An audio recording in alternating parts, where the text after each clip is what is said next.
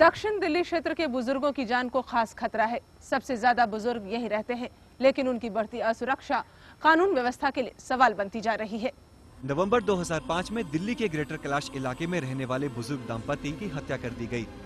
इस घटना से यहाँ के सैकड़ों लोगों की बूढ़ी आंखों में हावी हो गया है खौफ। वृद्ध पीढ़ी पर यह कहर पहले भी कई बार टूट चुका है। उम्र के आखिरी पड़ाव पर जब इन्हें चाहिए होता है अपनों का साथ, तो मिलता है दुराव का दर्द और सुरक्षा की दरकार पर छाने लगती है असुरक्षा। ये दहशत बहुत है, इसका असर बहुत हुआ है, और ख़ासकर ये जो हमारी विमेन सीनियर सिटीजन्स हैं या मेरी वाइफ है, उनके दिलों में ये बहुत ही ज़्यादा है। एक बहुत बड़ी समस्या है अगर क्राइम के नज़रिए से पूछा जाए सीनियर सिटीजन्स को लेकर।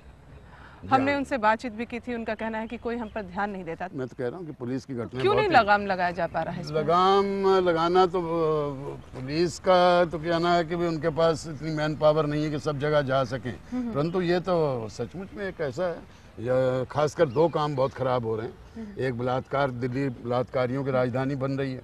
दूसरा जिस होम मिनिस्टर। आप बोलते हैं कि सारा कसूर उनका है, उनकी तरफ से उनकी तरफ से ज़्यादा होना चाहिए, ज़्यादा पुलिस फोर्स लगानी चाहिए, ज़्यादा पुलिस के यहाँ वीआईपी की सिक्योरिटी में जितने आदमी लगे हैं उनकी बजाय पुलिस फोर्स जितनी ज़्यादा वहाँ लगाई जाएगी उतना अच्छा होगा, और वो जा करके हर एक घर में जाकर इस बात को देखें। उनकी ड्यूटी बनती थी जब आपका राज था सेंटर में, लॉ एंड ऑर्डर जो सिचुएशन होती है वो सेंटर के हाथ में होती है, स्टेट गवर्नमेंट के हाथ में नहीं होती है।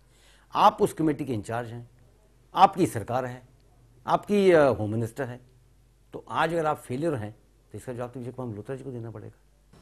राजनीति में बड़े बड़े खेल खेलने वाले विजय कुमार मल्होत्रा 28 साल से तीरंदाजी फेडरेशन के अध्यक्ष भी हैं, लेकिन विश्व स्तरीय मुकाबलों में इस विद्या के माहिर खिलाड़ियों के तीर निशाने से चूक ही जाते हैं। जाहिर है एकाग्रता के इस हुनर पर ध्यान नहीं दिया गया है। एकलव्य के देश में आदत मेडल को तरसते हाथ धनुर्विद्या की बदहाल कहानी कह रहे हैं। तमाम मैदान और स्पोर्ट्स कॉलेज के नाम पर तीरंदाजी के साधक नदारद हैं। ऐसा कुछ क्यों नहीं है कि हमारे देश से आर्चरी जो है वो एक बहुत बढ़िया स्तर पर आ पाया है? हम विश्व में नंबर 2 पे हैं। अभी जब वर्ल्ड कप हुआ तो लड़के हमारे नंबर 2 पे आए, इंडिविजुअल में आए, महिलाएं नंबर 4 पे आईं। तो इस समय जितना आर्चरी में देश में हम आगे हैं उतना तो और किसी खेल में नहीं। तो छोटे छोटे देश जो हैं उनमें खेलों पे जितना खर्च किया जाता है उतना भी खर्च हम नहीं करते, तो उसके मुकाबले में हम कहाँ खड़े हो सकते। हिंदुस्तान के सीने में दफन बंटवारे का दर्द हरा हो गया जब देश की पहली महिला प्रधानमंत्री इंदिरा गांधी की हत्या कर दी गई।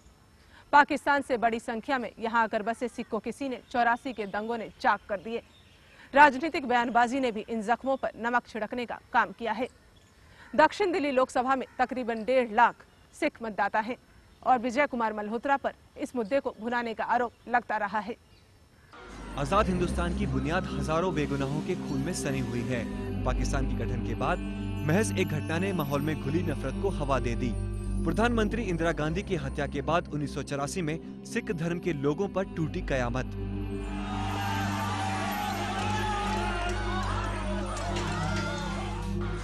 वैशी उन्माद ने मासूमों और महिलाओं को भी नहीं बख्शा।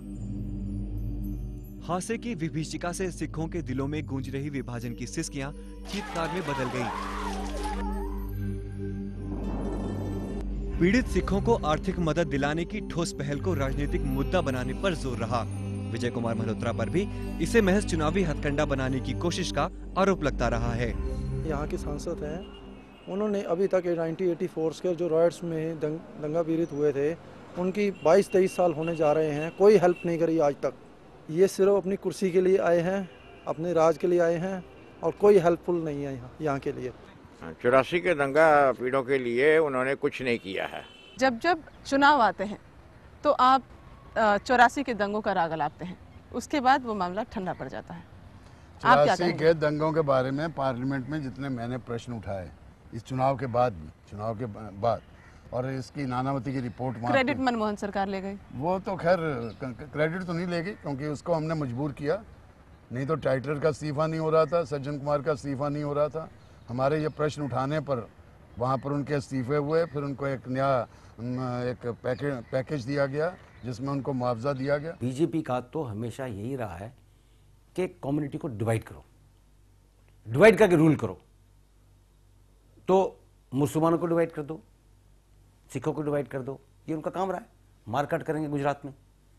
अब ये आज जो मुद्दा उठाया, जो मेरे इलेक्शन में मुद्दा उठाया, सरदारों का, सिखों का उठाया, क्या जरूरत थी उठाने की? 84 हो गया बाद, आज आप 2004 में इलेक्शन हुए, 20 साल के बाद आप ये मुद्दा उठा रहे हैं। मैं ये बीजेपी से पूछना चाहता था, विजय जी से पूछना चाहता हूं कि जब आप पावर में थे आपने क्या किया इनके लिए? दक्षिण दिल्ली संसदीय क्षेत्र का आईना बन चुकी इन मूलभूत समस्याओं को दूर करने का प्रयास कितना सफल हो पाता है, राजनीतिक घोषणाएं कितनी जल्दी पहन पाती हैं असलियत का जामा, जनता को रहेगा इसका इंतजार। आपका नेता में आज बस इतना ही। अगर आप हमारे कार्यक्रम के द्वारा किसी नेता से मिलना चाहते हैं या अगर आपके पास कोई सुझाव है तो हमें लिख भेजें। अगले हफ्ते फिर होगी मुलाकात। नमस्कार।